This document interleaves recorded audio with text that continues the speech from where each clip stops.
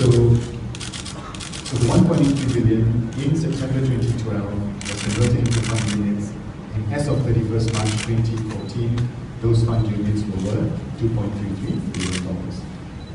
1MDB has subsequently redeemed in cash $1.4 billion of that $2.33 billion. That cash has been spent, we have explained previously on one. And we are therefore left with $940 million of fund units.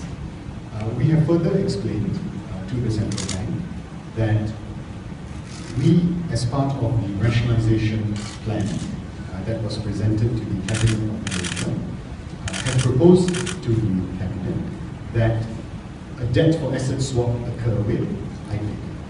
So therefore, out of the sum, $1.4 billion in cash has been redeemed. The remaining $940 million of fund units will be part of the debt for asset swap with IPIC. We have provided this explanation to the central bank.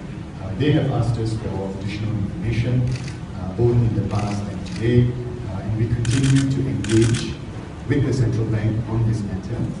Again, just for the avoidance of any doubt, we fully acknowledge the authority of the central bank to impose the direction, and we fully acknowledge our obligation to adhere to that direction as it was issued.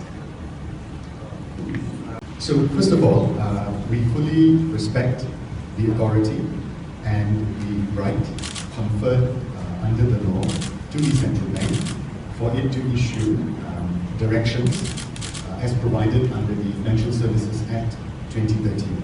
So the central bank is the legitimate authority on such matters, and it has the absolute right to direct 1MDB to repatriate $1.83 billion as has been publicly announced. That direction stands. It is in force, and we are obliged under the law to follow the direction. So I just want to be very, very clear on this, that the central bank has the authority, and we have the obligation to adhere to the central bank direction.